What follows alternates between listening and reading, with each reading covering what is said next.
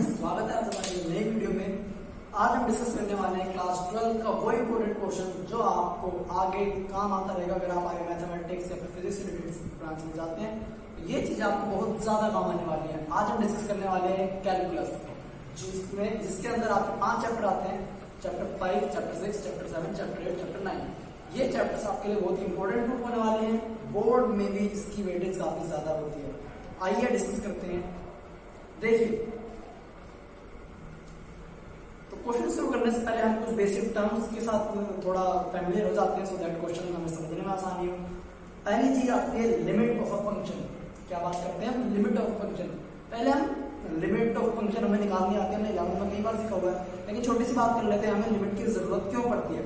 इसे देखिए, आप डेफिनेशन लिखी हुई है, limit of function is that mathematical concept through which we can find the value of function at neighborhood point।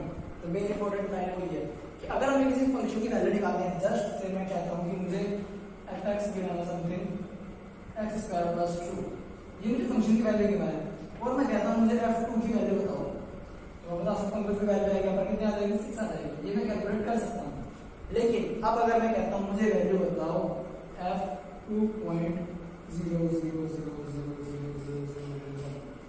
अब यहाँ पर जो वैल्यू आपको दिख रही है, ये क्या है मेरे पास?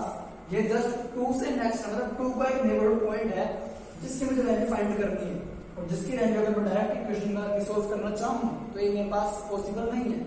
इस तरह की कंडीशन से डील करने के लिए हमें कॉन्सेप्ट पढ़ते हैं लिमिट ऑफ फंक्शन, जो क्या हेल्प करती है? हमें नेबरहुड पॉइंट्स पर फंक्शन की वैल्यू फाइंड करने में हेल्प करती है। तो याद रखेंगे बात, अगर कोई पूछता है कि मैं लिमिट कहाँ यूज करते हैं तो नेबरहुड पॉइंट की वैल्यू निकालनी है। रिप्रेजेंट किस तरह करते हैं? जैसे अगर इसकी बात की जाए तो हम ये क्या लिखेंगे यहाँ पर? लिमिट x अप्रोचेस 2, तो इस तरह हम रिप्रेजेंट करते हैं। अब लिमिट भी दो तरह से होती है। जिस तरह नेबरहुड, मतलब नेबर की अगर हम बात करें, ये आपका घर, ये इधर, ये इधर, दोनों साइड आपके नेबर्स होते हैं। क्या होते हैं? दोनों साइड आपके नेबर होते हैं। इसी तरह अगर हम बात करें लिमिट की, तो यहाँ पर भी मेरे पास दो तरह की लिमिट होगी, एक लेफ्ट हैंड लिमिट होगी, एक राइट हैंड लिमिट होगी। जैसे लेफ्ट हैंड का मतलब होगा उस नंबर से जो जस्ट छोटा नंबर होगा। जैसे 2 से जस्ट छोटा कौन हो जाएगा मेरे पास? यहाँ पे देखिए 1.9999, ये मेरे पास क्या है? 2 से छोटा। और ये वाला जो आप नंबर देख रहे हैं मेरे पास क्या है? 2 से जस्ट बड़ा नंबर है। इस तरह की वैल्यू को क्या कहते हैं? Left hand limit. क्या कहते हैं? लेफ्ट हैंड लिमिट, या फिर लेफ्ट हैंड नेबरहुड पॉइंट आप कह सकते हैं। लिमिट तो कैलकुलेट करेंगे, और ये हमारे पास क्या हो जाएगा? Right hand neighbourhood point. ये क्या है? Left hand neighbourhood point. इनको हम इस तरह रिप्रेजेंट भी करते हैं। अगर बात करें इसकी, तो इसको हम लिख सकते हैं लिमिट x अप्रोचेस टू 2। यहाँ पर देखिए छोटा है तो इसमें यहाँ पर लिखेंगे माइनस, तो यहाँ पर अगर आप इसको देखें, ये मेरे पास क्या है? 2 से बड़ा है, तो इसको हम क्या लिखेंगे? Limit x approaches to 2 plus, मतलब अगर वैल्यू बड़ी है तो प्लस, तो पहले छोटी हो तो माइनस। इस तरह हम अपने लिमिट को समझ सकते हैं। आगे बात करते हैं अपने फंक्शंस की। तो फंक्शन आपने पहले भी पढ़े होंगे। यहाँ पे हम देखते हैं यहाँ किस तरह के फंक्शन की बात हो रही है। फंक्शन हमने 2 कैटेगरी में डिवाइड किए हुए हैं। First one is monotonic function. किस तरह के फंक्शन है? पहले मोनोटोनिक फंक्शन। क्या होते हैं मोनोटोनिक फंक्शन? देखिए समझिए। मोनोटोनिक फंक्शन ऐसे फंक्शंस को कहते हैं जिनकी सिर्फ एक वैल्यू होगी। क्या होगी? जिनकी सिर्फ एक वैल्यू होगी। जैसे अगर मैं कह देता हूँ, मेरे पास अभी मैंने एग्जांपल लिया था x² + 2, ये मेरे पास एक सिंगल फंक्शन है। तो ये मेरे पास क्या है? यहाँ पर सिंगल वैल्यूड फंक्शन लिया है, इसको मोनोटोनिक फंक्शन को। Second, arbitrary valued function. इसमें फंक्शन की एक से ज्यादा वैल्यू होती है। जैसे अगर मैं कहूँ f(x) से मैं कह देता हूँ mod x, तो अगर मैं mod x मैंने कह दिया तो ये लग रहा है आपको एक वैल्यू, लेकिन असल में ये फंक्शन डिवाइड हो जाता है बाद में कुछ इस तरह x - x, x > 0, x <0। तो आप देखेंगे यहाँ पर फंक्शन की एक से ज्यादा वैल्यू हो चुकी है। जब भी आपके पास फंक्शन की एक से ज्यादा वैल्यू मिलेगी, उसको हम क्या नाम देंगे? Arbitrary valued function. जैसे आप कुछ भी अपनी तरफ से एग्जांपल ले सकते हैं। यहाँ पर एक और देखते हैं, f(x) = इस तरह कुछ x + 1, x - 1, 2x + 3। x जब आपके पास 0 से बड़ा है, x जब आपके पास यहाँ पर आप लिख लीजिए 0 से बड़ा, यहाँ पर x 0 से छोटा है लेकिन -2 से बड़ा है, और यहाँ पर हम कह देते हैं अगर x जो है क्या है? -2 से भी छोटा है। तो इस तरह मैंने किसी भी फंक्शन को, जो मतलब ऐसे फंक्शन जो एक से ज्यादा वैल्यू रखते हैं, उनका कहते हैं यहाँ पर मोनोटोन आर्बिट्ररी वैल्यूड फंक्शन कम कर। अब देखिए यहाँ पर अब हम चैप्टर की तरफ मूव करते हैं। तो पहले जो हमारा कॉन्सेप्ट है, यहाँ पर हमारा कॉन्सेप्ट आता है क्वांटिटेटिव का। तो पहले बात कर लेते हैं क्वांटिटेटिव फंक्शन का मतलब क्या बनता है। अगर हम कहें एक फंक्शन कंटीन्यूअस है तो इसका मतलब हम क्या समझते हैं। अगर एक फंक्शन कंटीन्यूअस है तो उसका कर्व, तो उस फंक्शन का कर्व हम बिना पेन उठाए बना सकते हैं। ठीक है, a function is said to be continuous if we can draw its curve without lifting pen. मतलब अगर मैं कोई ग्राफ बना रहा हूं तो उसमें मैं बिना पेन उठाए उस ग्राफ को बना पा रहा हूं, तो इस तरह के फंक्शन को क्या कह देते हैं, क्या कह देते हैं, कॉन्टिन्यूअस फंक्शन। लेकिन अगर मैंने ग्राफ बनाया, अगर मैंने ग्राफ बनाया और ग्राफ बनाते समय मैंने अपना पेन लिफ्ट करके कहीं और रख दिया, या फिर मतलब इस तरह का अगर मैं ग्राफ बना रहा हूं, तो यहाँ पर बीच में जिसके गैप आ रहा है, जो टूटा हुआ ग्राफ है कह सकते हैं, तो इस तरह के ग्राफ को हम कहते हैं, क्या कहते हैं यहाँ पर, ये हमारा कॉन्टिन्यूअस होगा। ये क्या हो गया हमारे पास, क्या हो गया, डिसकंटीन्यूअस ग्राफ। तो इस तरह हम अगर इसकी एक्सप्लेनेशन दे सकते हैं कि कॉन्टिन्यूअस होने का मतलब क्या होता है और डिसकंटीन्यूअस होने का मतलब क्या होता है। ये थी हमारी इंटरप्रिटेशन ऑफ कंटिन्यूटी की इंटरप्रिटेशन ग्राफ में। अब अगर बात करें मैथमेटिकली हम इसको कैसे कहेंगे, मैथमेटिकली आप देखते हैं, समझाते हैं।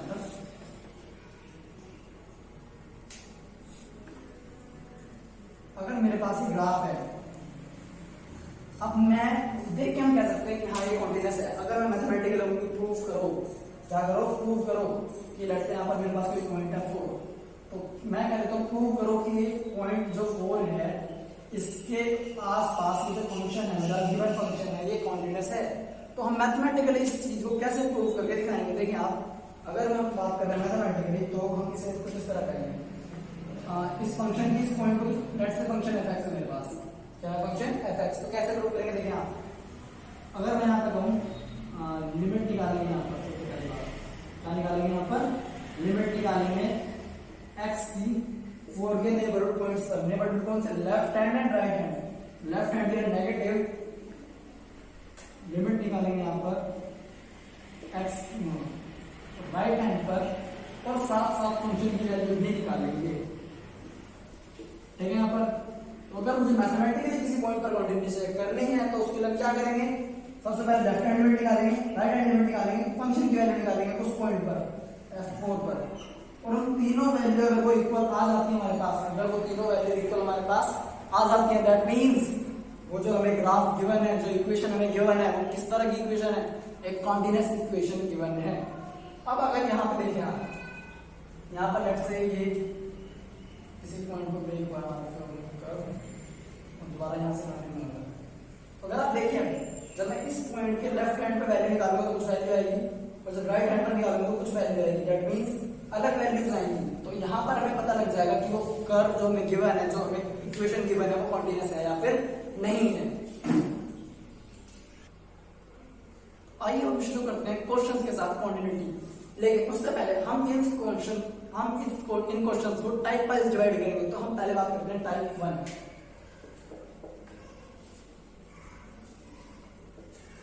टाइप 1 इस टाइप में क्या पढ़ने वाले हैं, देखिए हम इस टाइप पर डिस्कस करेंगे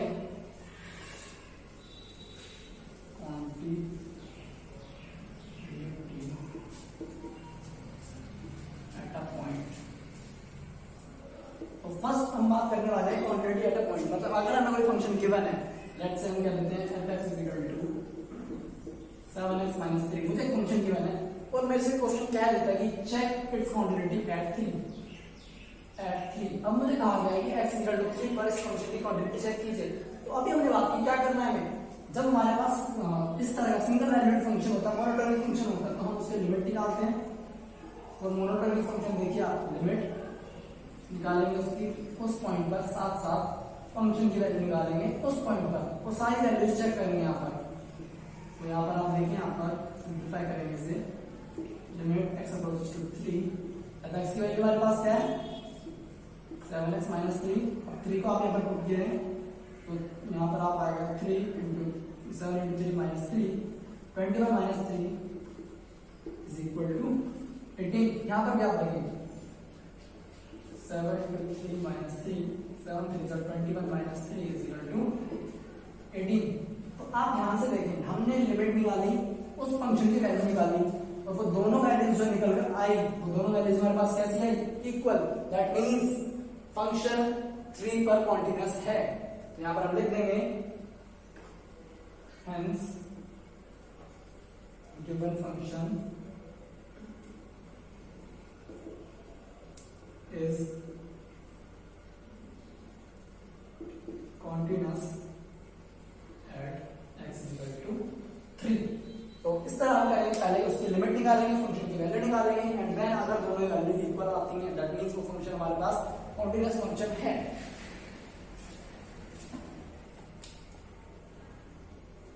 तो एक और एग्जांपल के साथ हम कॉन्टिन्यूटी एट अ पॉइंट समझने की कोशिश करते हैं। क्वेश्चन क्या है, fx is equal to sin x minus cos x।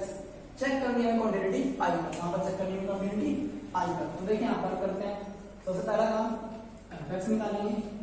देखिए यहां पर fx जो मतलब f पाई की वैल्यू निकालेंगे हम।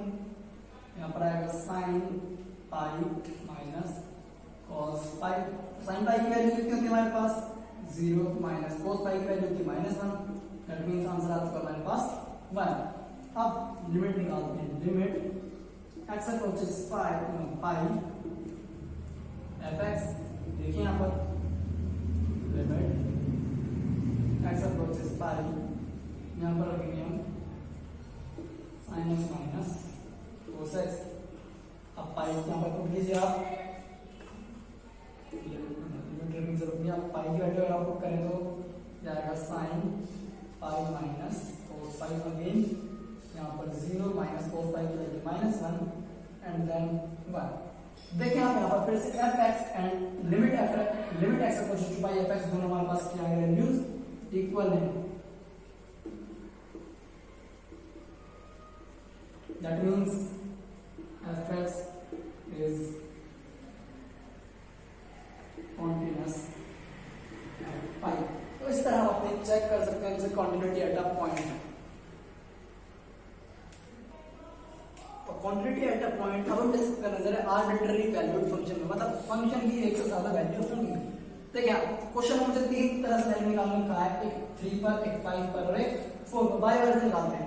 तो जब बात हम करेंगे 3 की, किसकी 3 की, तो 4 3 फर्स्ट पार्ट करेंगे एट 3। सेम काम करेंगे, यहाँ पर क्या करेंगे, fx की वैल्यू निकालेंगे, कितना आएगा f3 के लिए। अब देखिए एट 3 x की वैल्यू कितनी हमारे पास 3, मतलब 3 लेस देन 4 है, तो फंक्शन कौन सा सिलेक्ट होगा, ये वाला। आर्बिट्ररी वैल्यूड फंक्शन में सोल्व करने से पहले हमें सिलेक्ट करना होता है कि फंक्शन कौन सा सिलेक्ट होगा। तो 3 के लिए हमारे पास x + 2 आ चुका है, x + 2। यहाँ पर f3 की वैल्यू निकालते हैं, 3 × 3 + 2 सोल्व कीजिए आप, 3 3 9 + 2 11।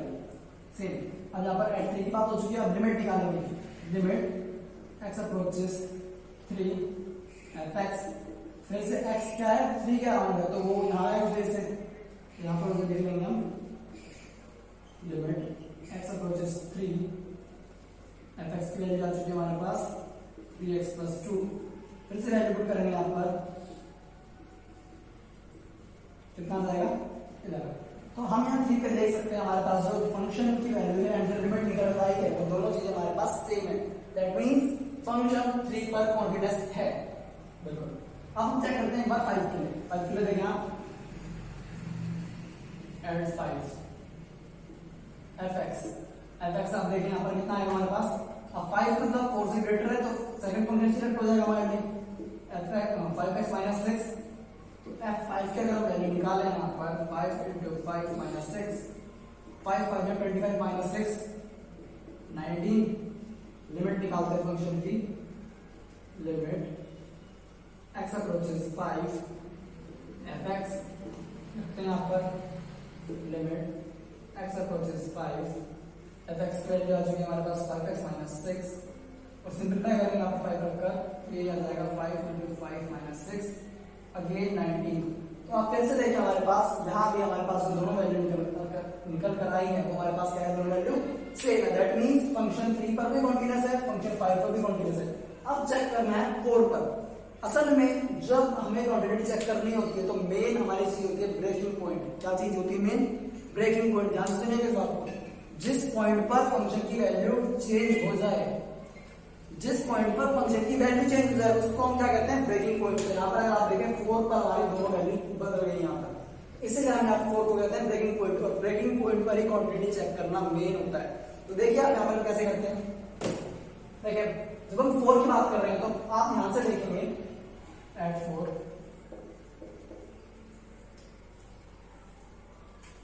पहले सबसे पहले हम निकालेंगे F x, that means F four.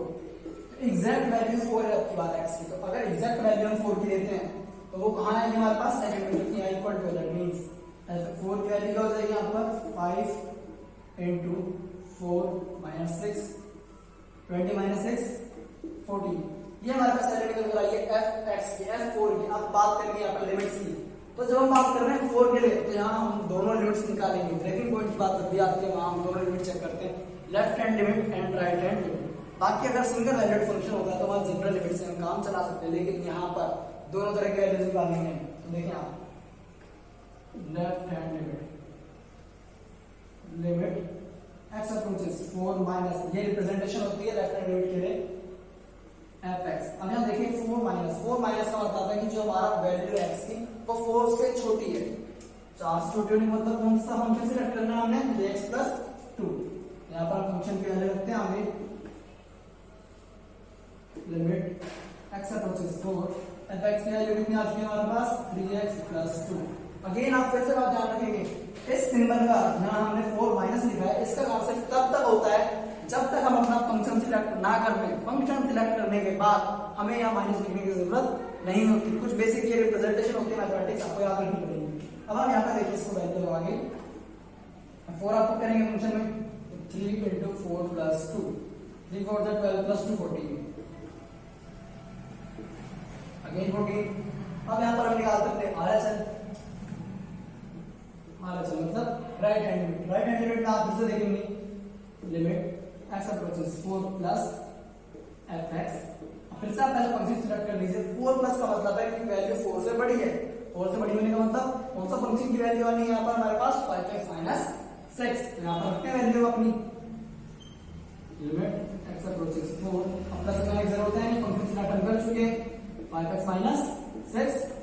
Value put कीजिए आप यहाँ पर, तो आपको मिलेगा 5 इंटू 4 माइनस 6, 5 4 20 माइनस 6 14।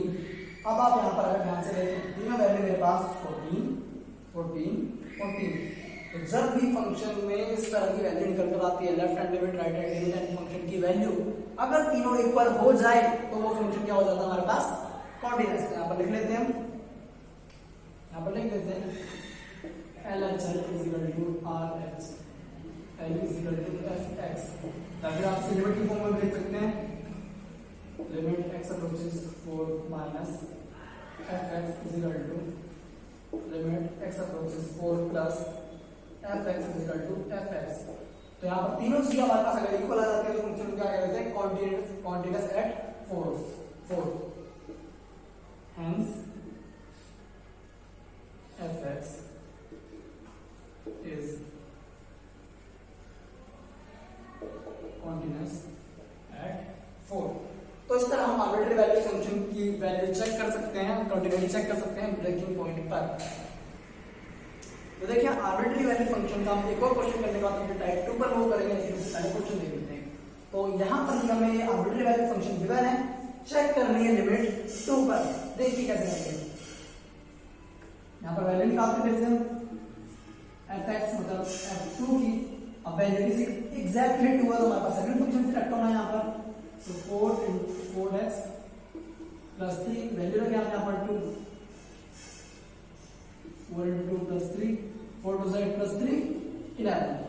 ये हम f2 की वैल्यू निकाल चुके हैं, लिमिट की वैल्यू निकालते हैं limit x approaches 2 minus fx। यहाँ पर पहले LHL लिमिट निकाल रहे हैं, LHL लेफ्ट हैंड लिमिट निकाल रहे हैं। देखिए आप यहाँ पर लिमिट x अप्रोचेस 2, fx की वैल्यू हमारे पास क्या है यहाँ पर 2 से छोटी वैल्यू चाहिए, दैट मींस 3x माइनस 4। अब हमें माइनस लिखने की जरूरत नहीं है यहाँ पर, तो लिमिट x की वैल्यू आप यहाँ पर 2 रखें और डायरेक्ट 2 रख दें वैल्यू, तो 3 into 2 minus 4, तो 3 into 6 minus 4 2। अब देखिए साथ साथ RHL भी निकाल लेते हैं, limit x approaches 2 plus fx is equal to 2 से अगर वैल्यू बड़ी है तो हमारे पास सेकंड फंक्शन सिलेक्ट हो जाएगा,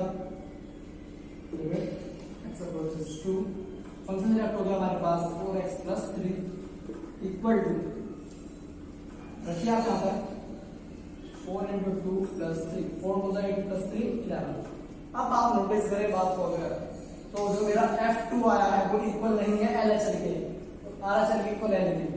तो अगर मेरी तीनों में से कोई भी वैल्यू इक्वल नहीं आती है, अगर मेरी LHL, RHL और FX अगर तीनों में से कोई भी वैल्यू इक्वल नहीं आ रही है, दैट मींस वो फंक्शन मेरा कॉन्टिन्यूअस नहीं है।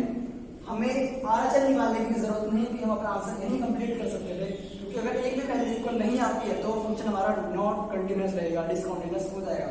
यहाँ पर हम लिखेंगे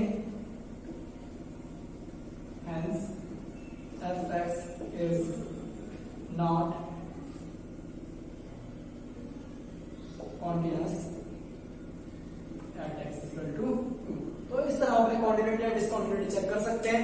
अब बाकी हम बात करते हैं अपने टाइप 2 के क्वेश्चन की।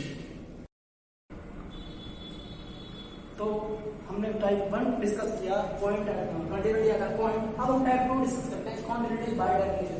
मतलब अगर हमें कोई फंक्शन गिवन है, हम देखकर बता सकते हैं कि वो फंक्शन कंटीन्यूअस है या नहीं है यूजिंग दिस कॉन्सेप्ट। देखिए कैसे, अगर हम बात करते हैं जितने भी हमारे पास पॉलिनोमियल फंक्शन होते हैं, जितने भी हमारे पास क्या होते हैं पॉलिनोमियल फंक्शन, वो सारे कॉन्टिन्यूअस होते हैं, वो सारे फंक्शन कॉन्टिन्यूअस होते हैं। जितने भी पॉलिनोमियल फंक्शन होते हैं वो सारे कॉन्टिन्यूअस फंक्शन होते हैं। जैसे एग्जांपल आप देख सकते हैं, कुछ भी आप एग्जांपल ले लीजिए, जितनी उसकी डिग्री आप बड़ी से बड़ी कर लीजिए, चाहे एक्सप्रेशन आप बड़ा कर लीजिए, लेकिन वो सारे पॉलिनोमियल फंक्शन क्या होते हैं हमारे पास कॉन्टिन्यूअस होते हैं।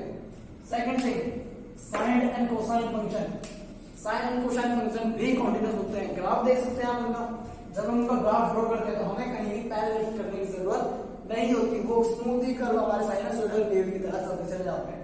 कोस में इस तरह का कर्व होता है, लेकिन अगर आप बात करें टेन का, कोसेक का, कोट का, सेक का, इन सब के ग्राफ को अगर आप देखें तो इनमें वेरिएशन आता है, इनमें गैप मिल जाता है, पैरेलल लिफ्ट करने की आपको जरूरत होती है। दैट्स व्हाई ये जो फंक्शन होते हैं ये हमारे क्या होते हैं कॉन्टिन्यूअस होते हैं, लेकिन सिर्फ कहाँ डोमेन में, अपने डोमेन में। जैसे 0 से पाई की रेंज होती है, -π/2 से π/2 की रेंज होती है, सिर्फ इन्हीं में ये लोग ये फंक्शन क्या होते हैं हमारे पास कॉन्टिन्यूअस फंक्शन होते हैं। साथ ही जितने भी हमारे पास लॉग फंक्शन होते हैं वो भी कॉन्टिन्यूअस होते हैं, लेकिन डोमेन के अंदर। ये बात आप पास याद रखेंगे, डोमेन के अंदर, ऐसा नहीं आप कहीं भी उसको लिख देंगे, लेकिन डोमेन के अंदर। अगर देखिए अब हम बात करते हैं अलजेब्रा ऑफ कॉन्टिन्यूटी, मतलब अगर मेरे पास दो फंक्शन कॉन्टिन्यूअस हैं, अगर मेरे पास दो फंक्शन कंटीन्यूअस है ए एंड बी, और मैं उन दोनों पे कुछ ऑपरेशन यूज करना चाह रहा हूँ, either plus, multiply, minus, divide, कुछ भी, तो उन पर क्या इफेक्ट पड़ेगा वो देखते हैं।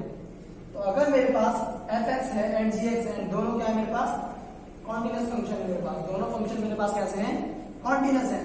तो अगर मैं उनको ऐड या सब्ट्रैक्ट करता हूं तो जो रिजल्टेंट आएगा वो भी मेरे पास क्या होगा कॉन्टिन्यूअस होगा। जैसे अगर मैं बात करूं एग्जांपल के तौर पे क्या देते हैं, लेट्स से 2x + 3, ये मेरे पास क्या है कॉन्टिन्यूअस फंक्शन है। हमें कैसे पता, क्योंकि ये एक पॉलिनोमियल फंक्शन है। देखिए अभी हमने बात की polynomial function are continuous everywhere, तो ये मेरे पास क्या हो गया है कॉन्टिन्यूअस फंक्शन हो चुका है। सेकंड हम ले लेते हैं sin x, हमने बात की ये भी हमारे पास कॉन्टिन्यूअस फंक्शन है। अब हम क्या करेंगे, अब हम इनको ऐड कर रहे हैं, तो अब ये जो रिजल्टेंट निकलकर मेरे पास आया ये फंक्शन भी कैसा है कॉन्टिन्यूअस फंक्शन। कैसे पता चला, बाय डेफिनेशन। तो fx + -gx क्या होगा मेरे पास, जो रिजल्टेंट आएगा वो भी कॉन्टिन्यूअस फंक्शन होगा।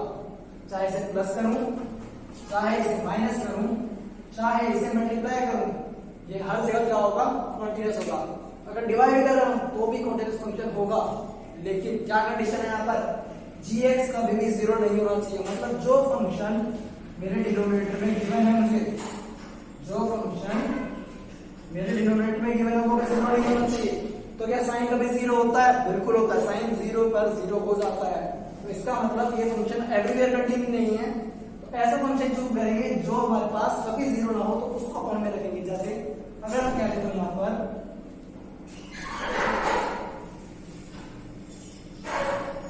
मैंने यहाँ पर फंक्शन लिखा है 2x + 3 x² + 1। तो अब अगर आप gx को देखें, अगर आप x की कोई भी वैल्यू पुट करेंगे आएगा नेगेटिव पॉजिटिव, वो रिजल्टेंट पॉजिटिव आएगा, और उसमें +1 करेंगे तो वो वैल्यू कभी 0 नहीं होगी। इसका मतलब ये जो मेरे पास रिजल्टेंट फंक्शन है ये मेरे पास हर जगह कॉन्टिन्यूअस है। इसके बाद टाइप 2 के बाद हमारे पास आती है टाइप 3, जहां हम बात करते हैं जनरल कॉन्टिन्यूटी की। मतलब हमें कोई फंक्शन गिवन होगा, वो हमसे पूछा जाएगा कि बताओ क्या ये फंक्शन हर जगह कॉन्टिन्यूअस है, और अगर नहीं है तो कहां पर नहीं है। इसका यूज हम वहां करेंगे, ये हमारे काम को बहुत ही ज्यादा शॉर्ट कर देगा। देखते हैं क्वेश्चन के साथ। तो देखिए अब हम डिस्कस करने जा रहे हैं टाइप 3 जनरल कॉन्टिन्यूटी। इसमें हम बात करेंगे फंक्शन की कॉन्टिन्यूटी हर जगह, जहां से लेकर मतलब अगर हम बात करें माइनस इन्फिनिटी से प्लस इन्फिनिटी तक हर जगह, और अगर कोई डिसकंटिन्यूअस होगा तो हम वो भी फाइंड करने की कोशिश करेंगे। देखिए यहाँ पर सो क्वेश्चन मुझे गिवन है, discuss the continuity of the function, और इवन हमें कह सकते हैं जनरल कॉन्टिन्यूटी। आपको जनरल क्वांटिटी जब भी बतानी है, खास बात ध्यान रखेंगे, आप यूज करेंगे आर्बिट्रेरी कांस्टेंट का। किसका यूज करेंगे? आर्बिट्रेरी कांस्टेंट का। तो यहाँ पर आप कैसे करेंगे, देखिए यहाँ पर लिखिए आप let c be the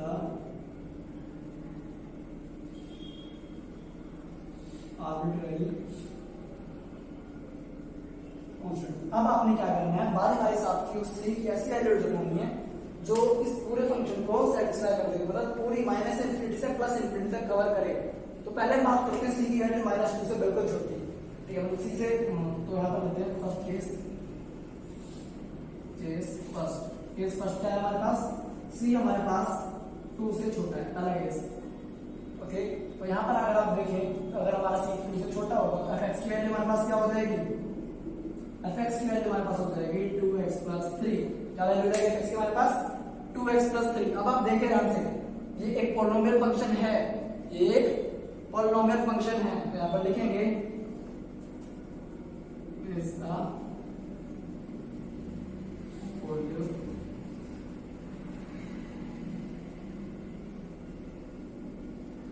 polynomial function. तो अगर अब हमें पता चल चुका है कि एक पॉलिनोमियल फंक्शन है, hence continuous at c less than 2। तो c less than 2 पर मेरा ये फंक्शन हर जगह कॉन्टिन्यूअस है, क्योंकि कौन सा फंक्शन है, पॉलिनोमियल फंक्शन है। अब देख बात करते हैं सेकंड केस सेकंड। अब केस सेकंड हम ले रहे हैं जो 2 से बड़ा है। केस सेकंड हम ले चुके हैं c greater than 2। यहाँ पर c greater than 2 के लिए x की वैल्यू मेरे पास क्या हो जाएगी, देखिए आप 2x - 3। फिर से सेम बात, फिर से मेरे पास एक पॉलिनोमियल फंक्शन है, इसके लिए भी सेम हम काम करेंगे। यहाँ पर इज द पॉलिनोमियल फंक्शन। अब ये पॉलिनोमियल फंक्शन है, means continuous at c greater than 2। तो ये जो मेरा फंक्शन आया है, ये c greater than 2 के लिए भी कॉन्टिन्यूअस है, greater than 2 के लिए कॉन्टिन्यूअस। अब हम बात करते हैं कहां, अब हम बात करते हैं एट 2, मतलब ब्रेकिंग पॉइंट। ब्रेकिंग पॉइंट पर डिस्कशन थोड़ा अच्छा होता है। आप यहाँ पर देखिए बात करते हैं एट 2। तो सबसे पहले हम एट 2 के लिए वही काम करेंगे फिर से। अब यहाँ पर आप देखें तो ये सिर्फ हमारे पास क्वांटिटी डाटा पॉइंट का क्वेश्चन रह चुका है। यहाँ पर सोल्व करते हैं तो fx निकालेंगे, मतलब f2 निकालेंगे। 2 के लिए कौन सी वैल्यू करेंगे, ये वाली सेकंड वाली। तो यहाँ पर हम रखते हैं 2x - 3, वैल्यू 2 कीजिए आप, 2 × 2 - 3, 2 × 2 = 4 - 3 = 1। f2 निकाल चुके हैं। अब यहाँ पर हम निकालेंगे लेफ्ट हैंड लिमिट। क्या निकालेंगे, लेफ्ट हैंड लिमिट। देखें यहाँ पर, तो लेफ्ट हैंड लिमिट के लिए अगर हम बात करें, limit x approaches to minus, आगे 2 - 2 से छोटे के लिए फंक्शन फर्स्ट बनाएंगे। यहाँ पर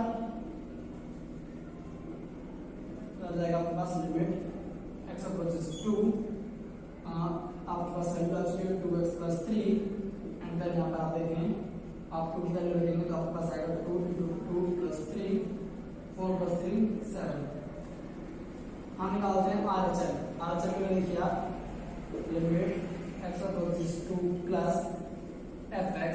तो यहाँ पर आप देखें लिमिट x अप्रोचेस 2, फंक्शन की वैल्यू है +2x - 3, सोल्व कीजिए आप तो 4 - 3 = 1। अब आप बात नोटिस करें यहाँ पर, c greater than 2 के लिए फंक्शन हर जगह कॉन्टिन्यूअस है, c less than 2 के लिए फंक्शन हर जगह कॉन्टिन्यूअस है। लेकिन 2 पर अगर आप देखें तो हमारे पास यहाँ जो है fx not equal to LHL। क्या है हमारे पास, fx not equal to LHL। That means function 2 पर कॉन्टिन्यूस नहीं है, बाकी less than 2 and greater than 2 पर कॉन्टिन्यूस है। तो इस क्वेश्चन में हमने क्या किया, अपने टाइप 2 एंड टाइप 3 को यूज करके हमने जनरल कॉन्टिन्यूटी प्रूव कर दी। जनरल क्वांटिटी के साथ साथ हमने एक और चीज आपने फाइंड कर दिया आपके साथ, देखें यहाँ पर हमने इसमें पॉइंट ऑफ डिसकंटिन्यूटी भी बताया है साथ में कि फंक्शन हमारा कहाँ कॉन्टिन्यूस है। तो फंक्शन हमारा 2 पर डिसकंटिन्यूस है, तो पॉइंट ऑफ डिसकंटिन्यूटी हमारे पास क्या हो चुका है यहाँ पर 2। तो देखिए आप जनरल क्वांटिटी का हमारे पास एक और क्वेश्चन हमें मिलता है यहाँ पर। अब इस क्वेश्चन में हमें फिर से जनरल क्वांटिटी चेक करनी है या फिर हमें पॉइंट ऑफ डिसकंटिन्यूटी में चेक करनी है, देखें कैसे। फिर से हम केस बना के डिस्कस करेंगे यहाँ पर। तो पहले लेट कर लेते हैं, लेट सी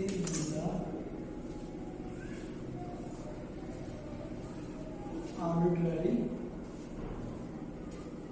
कांस्टेंट। देखें यहाँ पर अब कैसे करेंगे हम, केस 1 लेते हैं अपना। केस वन में क्या करेंगे, सारी वैल्यूज कवर करनी है बारी बारी से। आप इस तरह समझ लीजिए, बारी बारी से 0 से छोटा, फिर ये 0 और 1 के बीच में, और फिर 1 के बाद। बाकी हमें यहाँ पर जो है पॉइंट्स के ऊपर खास डिस्कशन करना होता है, तो उसको करेंगे, लेकिन पहले तो इनके बीच की वैल्यूज के ऊपर करेंगे। तो case 1 c less than 0, c less than 0 के लिए fx की वैल्यू मेरे पास क्या हो चुकी है, देखिए आप 2x, और 2x मेरे पास किस तरह का फंक्शन है, polynomial function.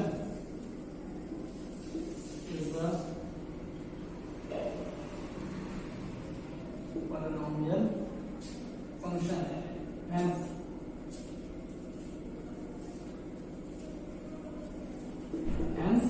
continuous। again case 2 की बात करें, केस 2 पहले से मिडिल में लेते हैं 0 से 1 के बीच में। केस 2 हम कहते हैं c 1 और 0।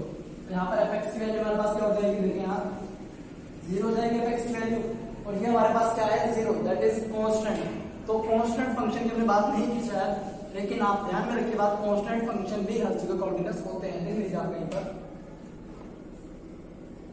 कांस्टेंट फंक्शन और कंटीन्यूअस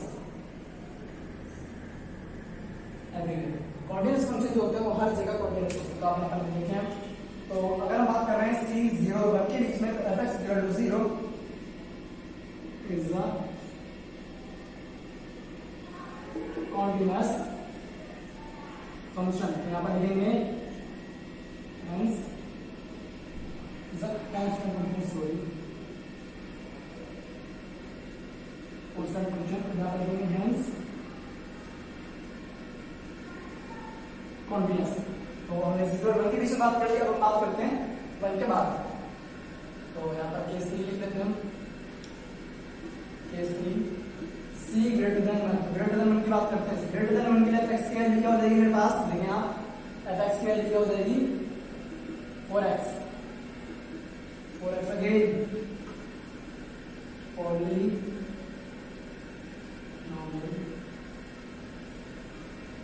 फंक्शन।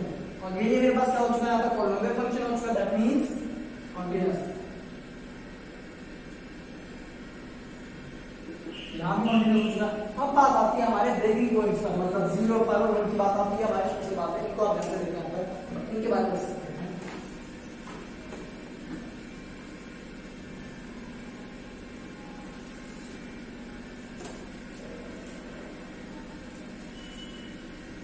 केस 4 अब देखें, x is equal to 0। जब भी बात आती है ब्रेकिंग पॉइंट की, तो हम LHL, RHL और फंक्शन की वैल्यू तीनों निकालकर सोल्व करते हैं, क्योंकि ये केस अब किसका बन जाता है, यहाँ पर point continuity at a point का। यहाँ पर देखिए x is equal to 0, fx की वैल्यू क्या आएगी, f0 यहाँ पर इक्वल है, दैट मींस 0।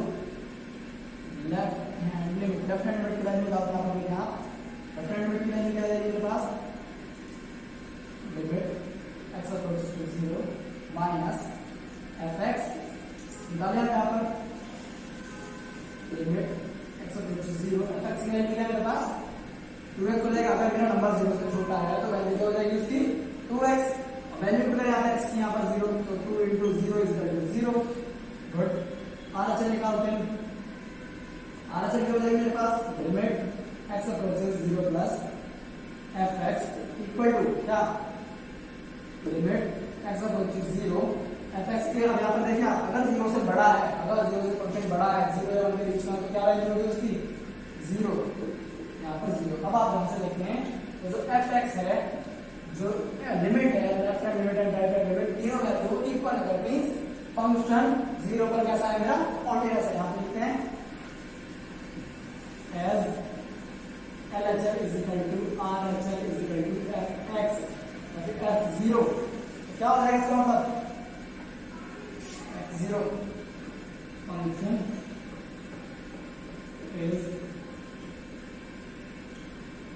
continuous at 0। तो यहाँ हमने केस 4 की बात की 0 पर। अब हम बात करते हैं at 1, यहाँ पर बात करते हैं हम at 1 की बात करते हैं। यहाँ पर